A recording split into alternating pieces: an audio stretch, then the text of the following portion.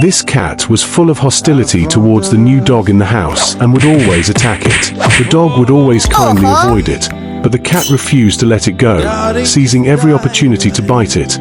Even when the owner came to separate them, the cat still wouldn't give up.